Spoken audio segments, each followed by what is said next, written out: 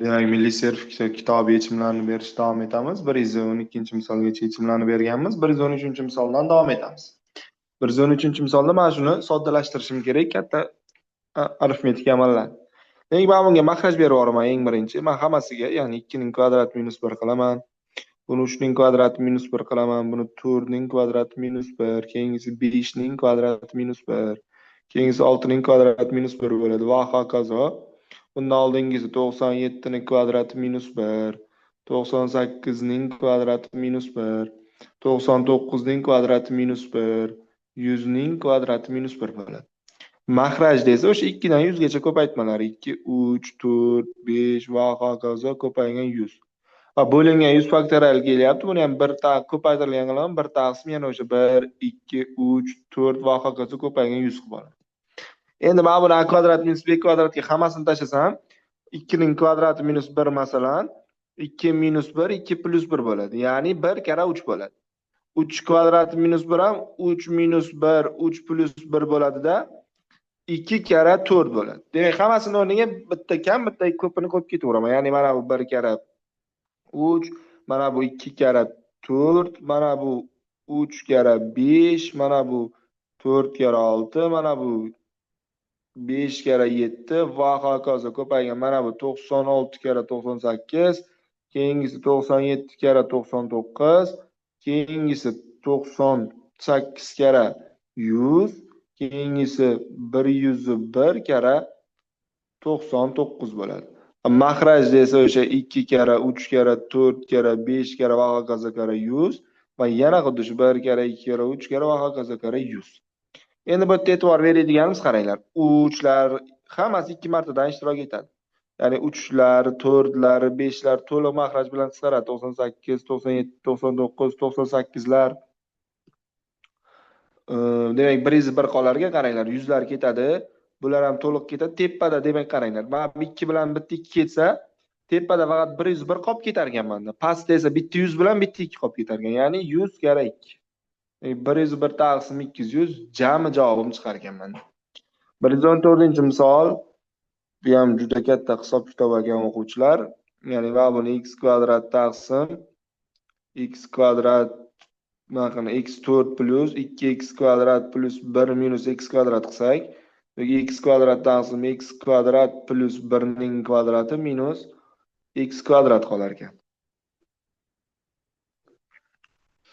Demak, buni ham x kvadrat plus 1 ni bu yerdan topib olsam, x kvadrat plus 1 barobar ildiz 5 minus 1x chiqar ekan. Bu yerga keltirib qo'yadigan bo'lsam agar x kvadrat taqsim qaranglar, mana shuni biron bir t deb oling. T deb olayda minus 1 ni zarraga ko'taring. Minus 1 ni zarraga ko'tarsam x kvadrat plus 1 ning kvadrati minus x kvadrat taqsim x kvadrat teng 1 taqsim t bo'lib qoladi. Endi buni ham alohida qilsam x kvadrat plus 1 taqsim x kvadrat, uni kvadrati ham bor, minus 1 barobar 1 taqsim t bo'lib qolar ekan. Endi x kvadrat plus 1 uni keltirib qo'ysam, ildiz 5 minus 1 x taqsim x kvadrat minus 1 barobar 1 taqsim t bo'lar ekan. Ana endi bu yerdan mana x dan qisqartirib yuboraman. X dan qisqartirib yuborsam, demak ildiz 5 minus 1 taqsim x minus 1 barobar 1 taqsim t. Endi bu yerda x topishim kerak ekan. Men x topadigan bo'lsam, diskriminant topaman.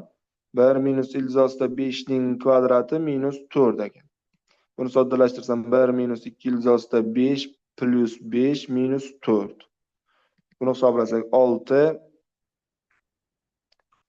bo'lsa yo'q. 6 2 minus 2 ildiz 5 ekan. Ya'ni 2 ni olib chiqsam 1 minus ildiz 5 ekan. Ana endi x1 va x2 ni topadigan bo'lsam, unda bu yerga keltirsam, da hisob kitobini qilsam, t teng 5 minus 2 ildiz 5 taqsim 5 chiqar ekan o'quvchilar, B javobi. Keyingisi 115-misolda mana shuni soddalashtiring deyapti. Demak, qaranglar, tepa a kub plus b kub plus c kub bo'zini bunday qilaman. Ya'ni a deb oldim-ku, a bilan b ni bir-biriga qo'shib yuborsam, ya'ni 3 minus ildiz 7 plus minus ildiz 3 plus ildiz 7 bo'ladi. Qarasangizlar, mana ildiz 7lar qisqarib 3 minus ildiz 3 beradi. Bu minus c ga teng. Demak, men mana bu minus qilib yuboraman. Ya'ni bunaqa a kub plus b kub minus c kub qilib olamanda, mana buni o'rniga a plus b ni keltirib qo'yaman. A kub plus b kub minus a plus b ning kubi bo'lar ekan. Demak, a plus b ning kubini formulasini bilaman. Bu a kub plus b kub plus 3ab ko'paygan a plus b dan iborat. O'sha formula bo'yicha ochib chiqadigan bo'lsam, a kub plus b kub minus a kub minus b kub minus 3 ko'paygan a ko'paygan b ko'paygan a plus b bo'lar ekan. Ana endi qarasam a kublari ketdi, b kublari ketdi. Minus 3 ko'paygan a ni o'rniga o'sha topganimni keltirib qo'yaman. 3 minus ildiz 7 ni. B ni o'rniga ildiz 7 minus ildiz 3 qo'yaman. Endi mana bu yerda minus c bo'lish kerak edi. Men shuni plus qilib yuboraman. Minus c ni oldiga chiqaramanda, c ni o'zining qiymatini keltirib qo'yaveraman. Ildiz 3 minus 3 taqsim. Endi maxrajiga o'taman. Mana bu ikkalasidan 9 olib chiqsam, ildiz 3 minus 3 chiqar ekan. Minus mana bu ikkalasidan 3 ildiz 7 ni olib chiqsam, ildiz 3 minus 3 chiqar ekan. Ana endi 3 ko'paygan 3 minus ildiz 7 ko'paytirilgan ildiz 7 minus ildiz 3 ko'paygan ildiz 3 minus 3 suratda bo'ldi. Maxrajdan endi ildiz 3 minus 3 ni olib chiqaman, 3 ni ham olib chiqaman. 3 minus ildiz 3 ekan. Endi bu yerda e'tibor bersangizlar qaranglar. Bular ketar ekan to'liq bizda. 3 minus ildiz 3lar ketar ekan, ildiz 3 plus 3lar ham ketar ekan, ildiz 3 minus 3lar ham ketar ekan. Demak, bizda qoladiganı ildiz 7 minus ildiz 3 qolar ekan. Endi mana bu yerda yana plus ildiz 3 bor, bunga yana ildiz 3 ham qo'shishim kerak. Ildiz 3lar o'zaro qisqarib ketsa, javobim ildiz 7 chiqar ekan, C javobi. 116-misolda mana shuni soddalashtiring deyapti.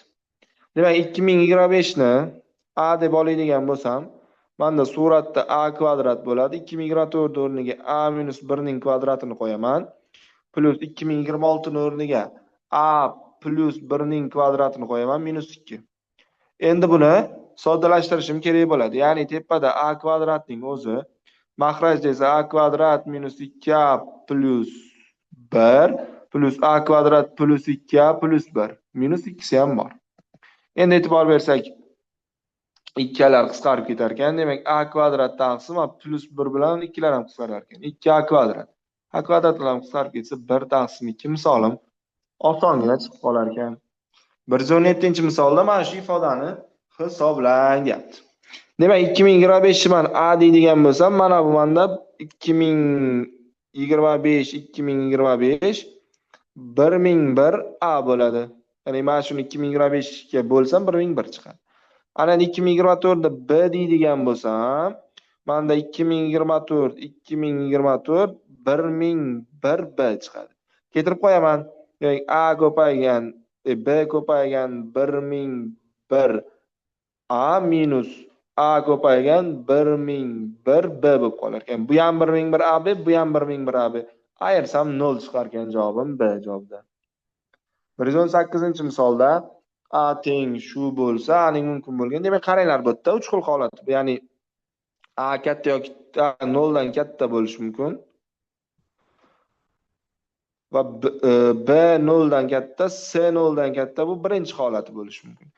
Endi men bularni o'zgartirib, hammasini kiritadigan bo'lsam, ya'ni a katta 0, b kichik 0, c kichik 0 deyishim mumkin. A katta 0, b katta 0, c kichik 0 deyishim mumkin. Endi qaranglar, faqat anaqalar har xil chiqish kerak hammasida javobi. Hozir men buni tekshirib ko'radigan bo'lsam, hammasi musbat bo'ladi, javobim 3 chiqadi. Men buni tekshiradigan bo'lsam, a katta 0, b kichik 0, c kichik 0 tekshiradigan bo'lsam, javobim -1 chiqadi. Xuddi shunday a katta 0, b katta 0, c kichik 0 tekshiradigan bo'lsam 1 chiqadi.